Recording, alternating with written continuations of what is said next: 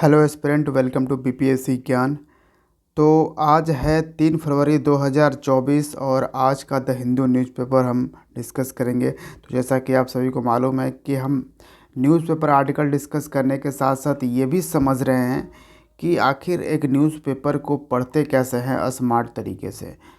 क्योंकि जब हम एक एग्ज़ाम को टारगेट कर रहे हैं उस दरमियान हमें न्यूज़पेपर में क्या पढ़ना चाहिए, क्या छोड़ना चाहिए, ये बहुत ज़्यादा इम्पोर्टेंट है। उसमें से क्या एक्सट्रैक्ट करना चाहिए हमारे एग्ज़ाम पॉइंट ऑफ व्यू से।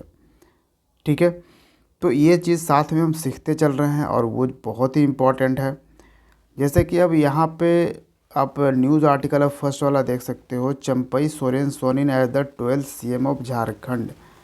तो ये जो करंट न्यूज़ है जिसमें कि झारखंड के 12th चीफ मिनिस्टर, जब बिहार से सेपरेट हुआ उसके बाद ये 12वें चीफ मिनिस्टर हैं चंपई सोरेन। तो इनके ये जो है यहाँ से, ये जो न्यूज़ है यहाँ से हम क्या सीख पा रहे हैं कि यहाँ से अब हम एक स्टैटिक पार्ट की ओर चलेंगे। हम देखेंगे चीफ मिनिस्टर, क्या कॉन्स्टिट्यूशन में चीफ मिनिस्टर के लिए कोई आर्टिकल वगैरह है, तो वो चीज़ें हम देखेंगे। ठीक है, फिर इस रिलेशन में क्योंकि गवर्नर ने इनवाइट किया था, गवर्नर जो हेमंत सोरेन हैं, जेएमएम पार्टी के लीडर, झारखंड मुक्ति मोर्चा, इन्होंने पहले जाकर गवर्नर को रिज़ाइन किया। उसके बाद अब देख रहे हैं कि यहाँ पे चंपई सोरेन को अपॉइंट किया है गवर्नर ने। तो इसमें गवर्नर का क्या रोल होता है, चीफ मिनिस्टर का क्या यहाँ पे रोल होता है, तो ये चीज़ें हमें समझना बहुत ज़रूरी है। अब आप कहोगे सर जब हमें स्टैटिक पार्ट ही पढ़ने हैं तो फिर हम एक न्यूज़पेपर ही क्यों पढ़ें, हम डायरेक्ट स्टैटिक पार्ट क्यों नहीं पढ़ें। नहीं, बहुत ही अच्छा है। आप बिल्कुल स्टैटिक पार्ट अपना बिल्कुल बढ़िया से क्लियर कीजिए, बढ़िया से पढ़ लीजिए। उसके बाद अगर आप इस तरह से पढ़ते हो, मतलब कि जैसे ही आप करंट सेक्शन आपने पढ़ा, अपना न्यूज़पेपर पढ़ा, आपको इस तरह से चीफ मिनिस्टर वगैरह दिखा, तो आपके माइंड में अगर आप पढ़े हो तो अगर स्ट्राइक करता है तो बहुत ही अच्छा। क्योंकि अगर पूरा आपने पढ़ लिया है, मान लो कि लक्ष्मीकांत आपने पूरा पढ़ लिया है बुक, तो ऐसा तो नहीं है कि पूरा का पूरा आपको रिमेंबर रहेगा। तो ये करेंट सेक्शन में जब पढ़ते टाइम आप यहाँ से अब जब स्टैटिक पार्ट को रिलेट करोगे तो आप क्या यहाँ पे देख देख पाओगे कि आपका जो आपने जो पढ़ा है उसके साथ ये एक चीज़ें आपका अपना हो जाएगा, रिमेम्बरेंस हो जाएगा। यानी कि ऐसा नहीं है कि ये सिर्फ एग्ज़ाम तक के लिए ये आपके पास रहेगा, ये आपके हमेशा के लिए ताउम्र आपके पास रह जाएगा। जब इस तरह से रिलेट होगा ये करंट वाले पोजीशन जो है स्टैटिक से, और उसके बाद एक वक्त ऐसा आएगा कि जब पढ़ोगे न्यूज़पेपर, तो अगर कुछ इस तरह से चीफ मिनिस्टर, गवर्नर वगैरह ये सब चीज़ अगर देख रहे हो तो वो डायरेक्ट आपके माइंड में क्लिक करेगा। और इस वाले न्यूज़ सेक्शन से तो 2-3 चीज़ें आपको बिल्कुल ही देखना होगा। एक तो चीफ मिनिस्टर का आर्टिकल क्या हमारे कॉन्स्टिट्यूशन में मेंशन है, तो ये एक देखना होगा। फिर क्योंकि चीफ मिनिस्टर यानी कि जो पहले चीफ मिनिस्टर से हेमंत सोरेन जब रिज़ाइन किया, उन्होंने गवर्नर को रिज़ाइन किया और गवर्नर ने ही फिर अपॉइंट किया इन्हें चंपई सोरेन को। तो गवर्नर का क्या रोल रहता है इसमें, अपॉइंटमेंट या रेजिग्नेशन एक्सेप्ट करने में, वो चीज़ें आपको स्टैटिक पार्ट में यहाँ से ज़रूर देखनी चाहिए। ठीक है, तो हमारे कॉन्स्टिट्यूशन का एक आर्टिकल है 164, 164। ये बिल्कुल यही कहता है कि चीफ मिनिस्टर को ना गवर्नर अपॉइंट करेंगे। क्या, चीफ मिनिस्टर को उस स्टेट के गवर्नर अपॉइंट करेंगे, ये आर्टिकल 164 ऑफ द कॉन्स्टिट्यूशन कहता है। बस इतना ही ये कहता है। लेकिन यहाँ पे एक चीज़ है कि अगर जो मेजॉरिटी पार्टी है, अगर कोई नहीं इसमें सीख कर रहा है, अगर कोई अपना ये लीडर नहीं बना रहा है, वहाँ पे गवर्नमेंट नहीं बना रहा है, तो गवर्नर इनवाइट करेगा। किसको इनवाइट करेगा? उस लीडर को जो मेजॉरिटी पार्टी का लीडर है। तो गवर्नर उसको इनवाइट करेगा कि आप सरकार बनाइए। ये अपना ये क्या है कि एक तरह से गवर्नर का डिस्क्रेशन पावर है। लेकिन फिर भी मेजॉरिटी पार्टी का भी नहीं कर रहा है, तो मेजॉरिटी पार्टी के लीडर को मतलब मेजॉरिटी पार्टी जो है वो भी मेजॉरिटी नहीं बना पा रहा है, बहुमत नहीं बना पा रहा है इसके लिए, ठीक है, क्योंकि 50% प्लस 1 सीट होना चाहिए मेजॉरिटी के लिए, और इतना अगर नहीं बना पा रहा, जैसे अब झारखंड के केस में देखें तो यहाँ के यानी झारखंड लेजिस्लेटिव असेंबली का टोटल 80 सीट है। 80 में से 40 करें, 40 प्लस 1 पे ये मेजॉरिटी आ जाता है। तो जो पार्टी 40 प्लस 1 का जो मेजॉरिटी प्रूव करेगा, उसे क्या है, वो होगा वहाँ का सीएम, ठीक है। लेकिन और यहाँ पे ये कह रहे हैं, इन्होंने कहा है कि हम 47 एमएलए है हमारे पास, मेंबर ऑफ लेजिस्लेटिव असेंबली। तो 40 से 6 ज़्यादा है, 7 ज़्यादा है, ठीक है। और 6 आप कह सकते हो कि 40 प्लस 1 ही होने चाहिए, 40 प्लस 7 है। तो ये मेजॉरिटी ला रहे हैं। तो यहाँ पे क्या है कि गवर्नर यहाँ पे ये कर सकता है। अब गवर्नर यहाँ पे इनको अपॉइंट कर देगा, इनको शपथ दिलवाएगा। अब आप कहोगे कि सर अभी तो ऐसे फ़िलहाल नहीं पता चलेगा, अगर कोई ये कॉन्फिडेंस में नहीं है, यानी कि जो मेजॉरिटी पार्टी है वो खुद ही अगर कॉन्फिडेंस में नहीं होगा कि नहीं मेरे पास होगा कि नहीं होगा, तो गवर्नर क्या करेगा ना कि मेजॉरिटी पार्टी के लीडर को बोल देगा कि आप सीएम हैं, अपॉइंट कर देगा, पहले अपॉइंट कर देगा, बिल्कुल। अब ये मत सोचना कि पहले अपॉइंट कैसे करेगा, पहले प्रूफ करेगा तभी ना कि उसके एमएलए 50% प्लस हैं कि नहीं, वो गवर्नर आपको अपॉइंट कर देगा। उसके बाद गवर्नर बोलेगा कि 1 महीने के अंदर आप यहाँ पे प्रूफ करो अपना कॉन्फिडेंस कि आपके पास 40 प्लस 1 का मेजॉरिटी है, ठीक है। ऐसा करता है क्योंकि यहाँ तो खुद पार्टी अपने कॉन्फिडेंस में है कि मेरे पास मेजॉरिटी है, नहीं होता तो गवर्नर जो है यहाँ पे अपॉइंट कर सकता था। ये गवर्नर के पास पावर होता है। तो ये तो एक आर्टिकल 164 था। एक साथ में एक और इसके साथ इम्पोर्टेंट आर्टिकल है 163। वैसे तो 166 और 167 ये दोनों आर्टिकल भी हैं चीफ मिनिस्टर से रिलेटेड। 166 में कंडक्ट ऑफ बिजनेस है, और 167 एक है जिसमें कि duties of the chief minister है। लेकिन दो बहुत ही इंपॉर्टेंट आर्टिकल है जो चीफ मिनिस्टर से रिलेटेड होता है, वो 164 एंड 163। तो 164 में तो आपको पता ही हो गया कि इसमें बस इतना ही कॉन्स्टिट्यूशन ने दिया है कि जो चीफ मिनिस्टर को अपॉइंट कौन करेगा, तो गवर्नर अपॉइंट करेगा, ठीक है। और 163 में क्या दिया है? 163 में दिया है कि जो काउंसिल ऑफ मिनिस्टर होगा, जिसको हेड करेगा चीफ मिनिस्टर, बिल्कुल ये वाले जो फंक्शनिंग देख रहे हो ना, ये बिल्कुल सेंटर की तरह है।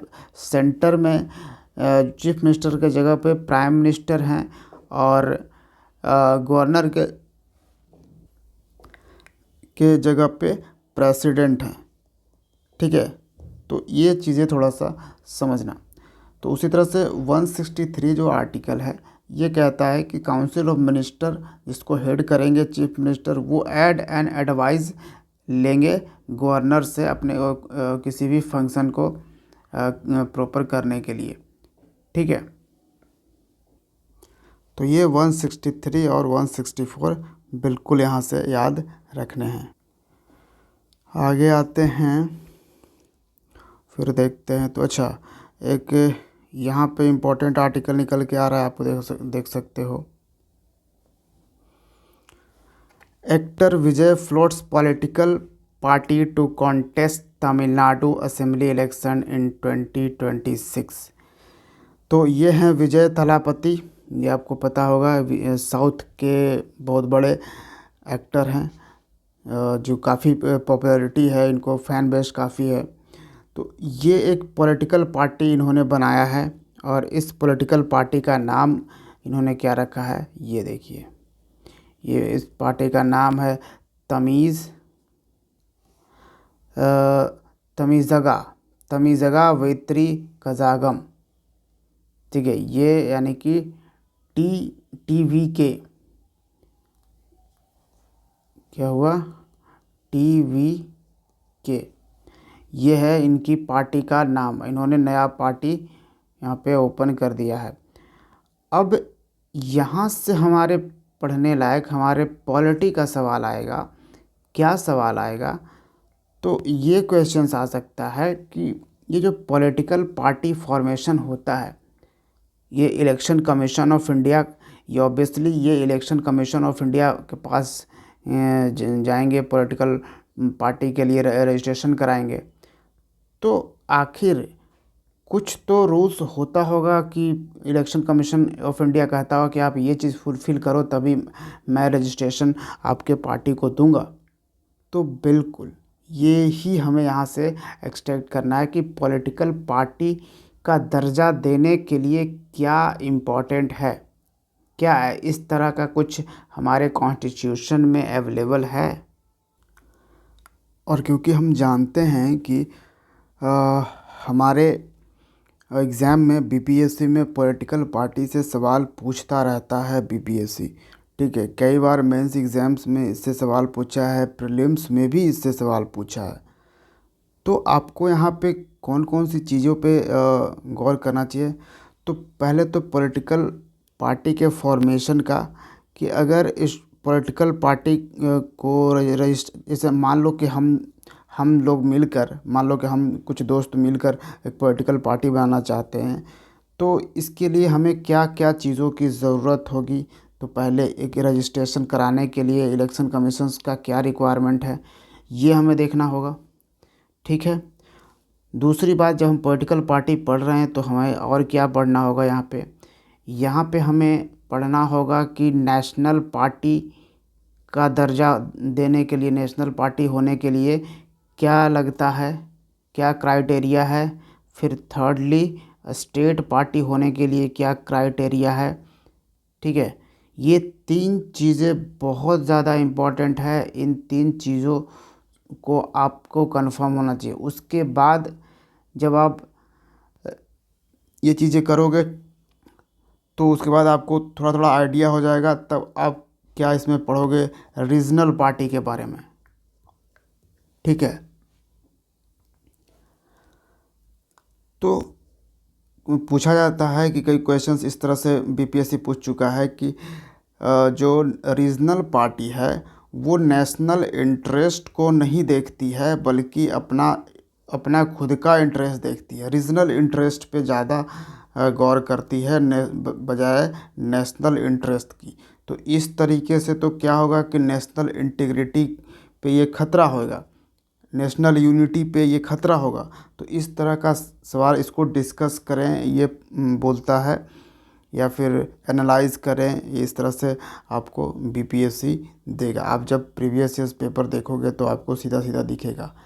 तो यहाँ पे आप क्या करोगे, आप यहाँ पे NCERT पकड़ो, पॉलिटी का 11th-12th का, और उसके बाद आप लक्ष्मीकांत देख लो, और इस पे प्रॉपर नोट्स तैयार करो। ठीक है, इस पे प्रॉपर नोट्स तैयार करिए, क्योंकि ये एग्ज़ाम पर्सपेक्टिव से बहुत ज़्यादा इम्पॉर्टेंट है। आप एक बार नोट्स इसका बना लोगे, आपके माइंड में बिल्कुल ये चीज़ें छप जाएगा। अगर थोड़ा बहुत एग्ज़ाम के टाइम में होगा तो आप इसी अपने नोट्स को रिवाइज़ कर लेना, इससे ज़्यादा आपको इससे रिलेटेड कुछ भी करने की ज़रूरत नहीं पड़ेगी। ठीक है, अब रीजनल इंटरेस्ट को आगे रखता है। जैसे कि आप देख सकते हो साउथ इंडियन जो पार्टीज़ हैं, जैसे आप डीएमके देखो, ये तमिलनाडु में जो स्टालिन का वो है रूलिंग गवर्नमेंट है। तो वहाँ पे वो लोग क्या प्रमोट कर रहे हैं, वो लोग अपनी रीजनलिटी प्रमोट कर रहे हैं, और उनके कई लीडर्स जो हैं वो हिंदी को हेट भाषा से देखते हैं, हिंदी को क्रिटिसाइज़ करके वो अपना एजेंडा वहाँ पे चलाते हैं। हिंदी से वो लोग चाहते हैं कि जो साउथ इंडियन लोग हैं वो बिल्कुल नफ़रत करें। तो ये क्या है, ये नेशनल इंटरेस्ट को ये बिल्कुल भूल गए हैं, और क्या कर रहे हैं, रीजनल इंटरेस्ट पे भी सिर्फ देख रहे हैं। तो इस तरह से नेशनल इंटीग्रिटी बिल्कुल ख़तरे में पड़ जाएगी। ठीक है, तो इस तरीके से भी ये पॉलिटिकल चीज़ें आपको समझनी होगी। और ये कब समझोगे, जब आपके पास ये 3 चीज़ों का बेस होना चाहिए पहले। ठीक है, आप फॉर्मेशन उसका देखो, नेशनल पार्टी बनने का क्या क्राइटेरिया है, स्टेट पार्टी होने का क्या क्राइटेरिया है। तो कल मैंने आपको गवर्नर का दिया, देखिए साथ में पढ़िएगा, एक्टिव लर्निंग रखिएगा, तभी आप कुछ कर पाइएगा। अगर आपको लगता है कि वीडियो सिर्फ देख लेने से आपका हो जाएगा, बेड़ा पार लग जाएगा, आप बीपीएससी क्रैक कर लोगे, तो मैं लिख के देता हूँ, बिल्कुल नहीं होगा जी, बिल्कुल नहीं होगा।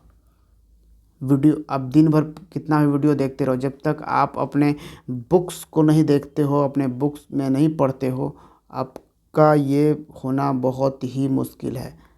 ठीक है, इसलिए मैं आपको एक छोटा छोटा होमवर्क के साथ आपको दे रहा हूँ, और जिसको आप एक्टिव तरीके से डेली बेसिस पे करते रहिए, आप में इम्प्रूवमेंट दिखेगा।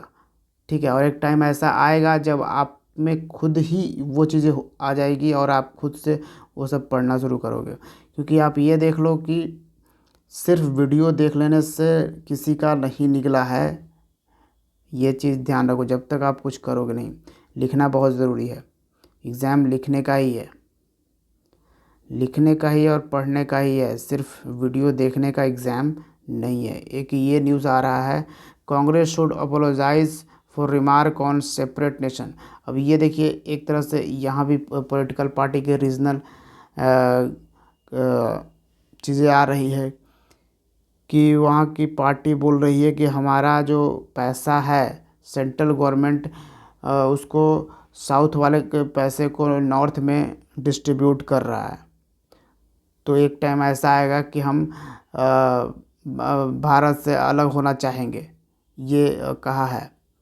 ऐसा ये किन्होंने कहा है, तो ये हैं Congress after Lok Sabha member DK Suresh. ये हैं डीके सुरेश, कांग्रेस के ये मेंबर हैं साउथ में। तो यहाँ पे parliamentary affairs minister Prahlad Joshi ने लोकसभा स्पीकर ओम बिरला को अर्ज किया है कि इन्हें माफ़ी मांगना चाहिए। एथिक्स कमेटी को इन्होंने कहा है कि sought in an apology from Sonia Gandhi who heads the Congress parliamentary ethics committee. देखिए, एथिक्स कमेटी फ़िलहाल के टाइम में काफ़ी न्यूज़ में रहा है, और ये इसी तरह के कीबोर्ड, जैसे पूरे पॉलिटिकल मुद्दे को हमने नहीं पढ़ा है। ठीक है, इस और हमें ज़रूरत भी नहीं है, लेकिन हमें हमें क्या है, एक हमारे पास एक कीवर्ड हमारे पास आ चुका है। एक तो मुद्दा हमने इतना मोटा मोटी समझ लिया कि इन्होंने ये रिमार्क दिया है, तो उस चीज़ पे एथिक्स कमेटी से बात की जा रही है। तो एथिक्स कमेटी हाल फिलहाल में और किस चीज़ के लिए न्यूज़ में था, मोएना मित्रा, पता होगा, ये एमपी रही है किस पार्टी से, टीएमसी, तृणमूल कांग्रेस। टीएमसी जो ममता बनर्जी की पार्टी है वेस्ट बंगाल में। तो इन पे एथिक्स कमेटी ने ये आरोप लगा था, एथिक्स कमेटी से कार्रवाई चल रही थी, और इनका मेंबरशिप जो है वो सस्पेंड कर दिया गया था। ठीक है, क्योंकि एथिक्स कमेटी जो है वो क्या करती है कि अगर आप कोई भी मेंबर ऑफ पार्लियामेंट है, वो एथिकल अनएथिकल कंडक्ट कर रहा है, जो एथिक्स के खिलाफ है, उसके खिलाफ ये कार्रवाई करती है। तो मोइना मित्रा पे क्या केस था?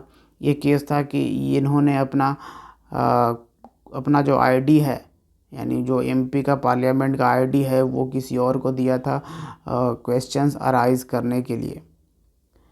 ठीक है, तो इस तरह का कुछ इन पे एलिगेशन लगा था। तो एथिक्स कमेटी को अगर हम जहाँ तक देखें तो ये अलग अलग होता है। लोकसभा का एथिक्स कमेटी अलग अलग होता है, राज्यसभा का एथिक्स कमेटी अलग होता है।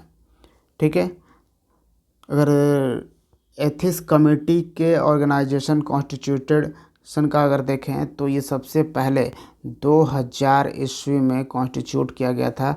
लोकसभा की हम बात करें, लोकसभा की एथिक्स कमेटी की, और इसमें 15 मेंबर होते हैं। 15 मेंबर से ज़्यादा इसमें नहीं होते हैं। और ये 15 मेंबर को नॉमिनेट कौन करता है? तो लोकसभा के स्पीकर नॉमिनेट करते हैं एथिक्स कमेटी में। और कितना दिनों के लिए ये एथिक्स कमेटी बनाया जाता है? ये बनाया जाता है 1 साल के लिए। 1 साल से ज़्यादा ये एथिक्स कमेटी नहीं रहेगी। ठीक है, उसी तरह से एथिक्स कमेटी राज्यसभा के लिए भी होता है, समझ रहे हो? तो राज्यसभा के लिए जब जो एथिक्स कमेटी होती है उसको सबसे पहले फाउंडेशन किया गया था, यानी फॉर्म हुआ था 1997 में। यानी कि लोकसभा के एथिक्स कमेटी से भी पहले राज्यसभा की कमेटी फॉर्म की गई थी। और इसमें राज्यसभा कमेटी में कम से कम 10 मेंबर होते हैं जो नॉमिनेट किए जाते हैं राज्यसभा के चेयरमैन के द्वारा। राज्यसभा के चेयरमैन कौन होते हैं? तो by default vice president of India होते हैं। और इसमें भी वही टर्म कितना, 1 साल के लिए रहेगा राज्यसभा में भी। ठीक है, और ये यही देखते हैं कि मोरल और एथिकल जो कंडक्ट है मेंबर्स का वो सही है कि नहीं, वो मोरल तरीके से या एथिकली काम कर रहे हैं कि नहीं। अगर उससे वो गड़बड़ निकला तो उसके खिलाफ ये एथिकल कमेटी में शिकायत की जाती है। तो ये है एथिकल कमेटी, ये चीज़ें आपको याद रखनी है। अब आगे हम बढ़ते हैं तो हमारे पास एक आता है पॉपुलेशन प्रायोरिटीज़। देखिए, ये एक एडिटोरियल का पॉपुलेशन प्रायोरिटीज़, हमने कल इसके बारे में न्यूज़ देखा था, जिसके बारे में जो हमारा TFR है, यानी कि टोटल फर्टिलिटी रेट इंडिया का 2.1 से भी नीचे गिर गया है, 2 को आ गया है। लेकिन फिर भी जो हमारी फाइनेंस मिनिस्टर निर्मला सीतारमण हैं, वो उन्होंने बोला है कि हमारी जो फास्ट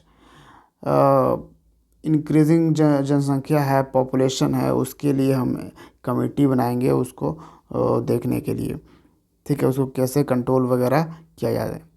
लेकिन यहाँ पे बताया गया है कि इसमें कि साउथ की जो स्टेट है वहाँ पे फर्टिलिटी रेट बहुत ज़्यादा कम हो रही है, वहाँ पे पॉपुलेशन बहुत कम हो रही है। लेकिन अभी नॉर्थ में काफ़ी ज़्यादा है। जैसे कि अगर बात करें 2.1 से किसका किसका ज़्यादा है, किस किस स्टेट का, तो बिहार, अपने राज्य बिहार का 2.98 फर्टिलिटी रेट चल रहा है। Meghalaya 2.91, Uttar Pradesh 2.35, Jharkhand 2.26 and Manipur 2.17 having a TFR 2.1, जो कि 2.1 से इन सारे स्टेट का ज़्यादा है। यहाँ पे पॉपुलेशन बढ़ती जाएगी। ठीक है, तो ये एक था, वो चीज़ें हमने कल ही देखा। और बाकी exposing India's financial markets to the vultures, ये हमारे पॉइंट ऑफ व्यू से नहीं है, यानी हमारे एग्ज़ाम पर्सपेक्टिव से इम्पॉर्टेंट नहीं है एडिटोरियल। फिर अगर देखें इधर 2 स्टेट्स वगैरह, तो बिल्कुल नहीं है हमारे एग्ज़ाम पर्सपेक्टिव से, ये भी नहीं है, हम इसको नहीं पढ़ेंगे। आगे देखते हैं। तो देखिए, हमेशा एक टारगेट रखिए डेली कुछ ना कुछ चीज़ें पढ़ते रहने का, अदरवाइज़ ये सब एक ही बार एग्ज़ाम जब आएगा तब आप बिल्कुल ही प्रॉब्लमेटिक में आ जाओगे। अभी बहुत ही अच्छा वक्त है, अभी से पढ़ना शुरू कर दो। अब यहाँ पे एक चीज़ है जो मैंने कल भी आपके साथ बताया था कि एंटरिम बजट में डिस्कस किया गया है पीएम पीएम सूर्योदय स्कीम, प्राइम मिनिस्टर सूर्योदय स्कीम जो है ये किया गया, जिसके तहत 300 यूनिट का बिजली बिल फ्री हो जाएगा। कैसे? तो सोलर पैनल, यानी आपके छत पे सोलर पैनल लगाने का जो खर्चा है पूरा का पूरा सेंट्रल गवर्नमेंट उठाएगी। ठीक है, आप यहाँ पे आप देख लो, household rooftop solar system through the Pradhanmantri Suryoday Yojana, centre is likely to bear the entire cost of setting up such systems for households and consume less than 300 units of electricity a month। एक महीना में 300 से कम consume करेगा electricity, and this could potentially cost at least 1 lakh crore and in a departure from the existing approach to HRTS। It will see union government companies as opposed to the current setup of individual state-run power distribution companies। तो union government 1 lakh crore रुपए तो कम से कम खर्च करने वाली है ये solar setup के लिए, जो आपके घरों पे ये लगाएगी, जिससे आपका 300 यूनिट का जो बिजली बिल होता है, यानी साल में कम से कम 15 से 18,000 का जो बिजली बिल है वो उससे आप छुटकारा पाओगे, वो आपका बचेगा। तो ये बहुत ही इम्पोर्टेंट है हमारे एग्ज़ाम पर्सपेक्टिव से। प्राइम मिनिस्टर सूर्योदय स्कीम, इसको याद रखिएगा ज़रूर। ठीक है, यहाँ पे फिर एक देखिए, solar panel scheme will boost battery industry भी। तो बैटरी के इंडस्ट्री को भी बूस्ट करेगा सोलर पैनल, क्योंकि सोलर पैनल जब वहाँ पे लगेगा तो दिन में तो सोलर पैनल वर्क करेगा, धूप आता रहेगा तो इससे करेगा। उसके बाद जब ये बैटरी तो भी लगाना ज़रूरी होगा, बैटरी के साथ ही सोलर पैनल रहेगा तो ये बैटरी को चार्ज करता रहेगा, और दिन में सोलर से काम चलेगा और रात में बैटरी का इस्तेमाल होना ऑटोमेटिकली शुरू हो जाएगा। ठीक है, और बैटरी से इलेक्ट्रिसिटी वहाँ पे जनरेट होने लगेगा, पूरे घर में बैटरी से वर्क होने लगेगा चीज़ें। तो इस तरीके से आप कह सकते हो कि ये बैटरी इंडस्ट्री भी यहाँ पे बूस्ट होने वाली है सोलर पैनल के साथ। आगे हम अगर आ जाते हैं तो ये एक न्यूज़ आप देखो, navy foils piracy attempt of east Somalia.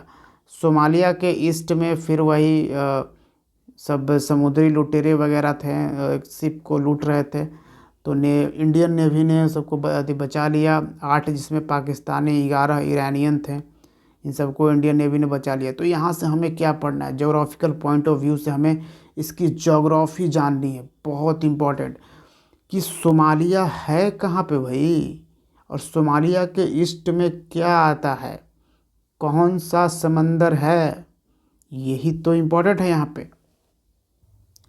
तो अब यहाँ देखिए, ये है हमारा इंडिया, ठीक है, और ये ऊपर में आपका आएगा पर्सियन गल्फ़, और ये रेड सी है समंदर, इंडियन अरबियन सी, इंडियन ओशन, और ये है अफ्रीका कॉन्टिनेंट है।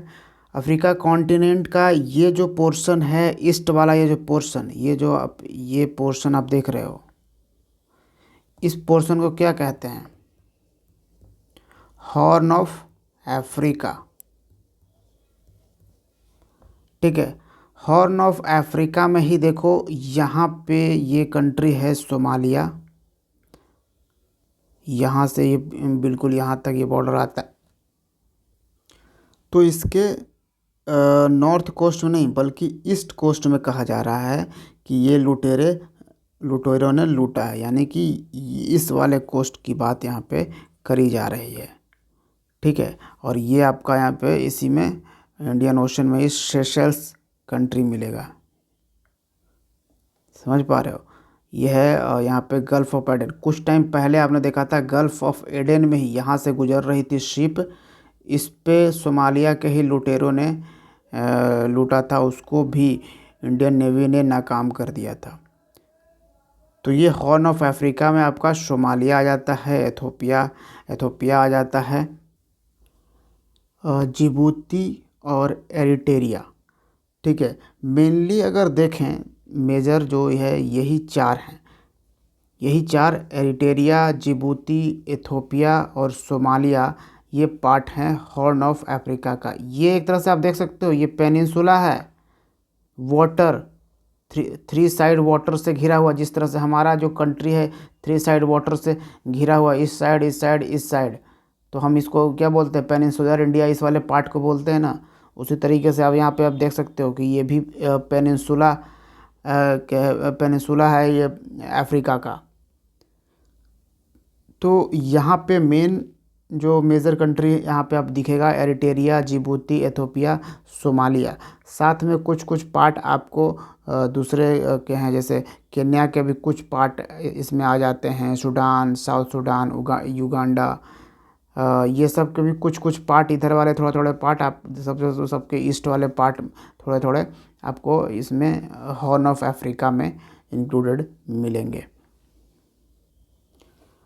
अब बाकी अगर देखा जाए तो न्यूज़ अब नहीं है, ऐसा कोई न्यूज़ आर्टिकल नहीं है जो अब डिस्कस किया जाए हमारे एग्ज़ाम पर्सपेक्टिव से। तो इसके साथ ही हमारा जो है ख़त्म हो जाता है बिल्कुल ये सेशन।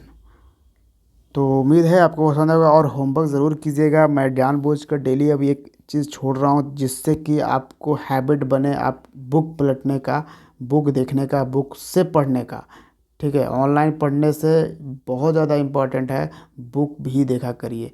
ठीक है, ऑनलाइन आप पास एडेड एडवांटेज है। ठीक है, इसको एडेड एडवांटेज की तरह लीजिए, नहीं कि इसको अपना वीकनेस बना दीजिए। समझ रहे हो, ऑनलाइन एडेड एडवांटेज है कि जो टॉपिक्स आपको समझ में नहीं आ रहा है, आपको ऑनलाइन तरीके से उस चीज़ को पढ़ लिया आपने और समझ लिया आपने, और फिर जाके अपना बुक पढ़ लिया, आपका कॉन्सेप्ट जो है वो बिल्कुल क्लियर हो गया। तो ये एडेड एडवांटेज की तरह लीजिए ऑनलाइन को, इसको अपना पूरा डिपेंडेंट मत हो जाइए, वीकनेस मत बना लीजिए अपने इसको। ठीक है, तो बुक ज़रूर देखिए। तो चलिए इसी पॉजिटिव नोट के साथ मिलते हैं हम बीपीएससी ज्ञान के अगले वीडियो में। Thank you for watching. जय हिंद।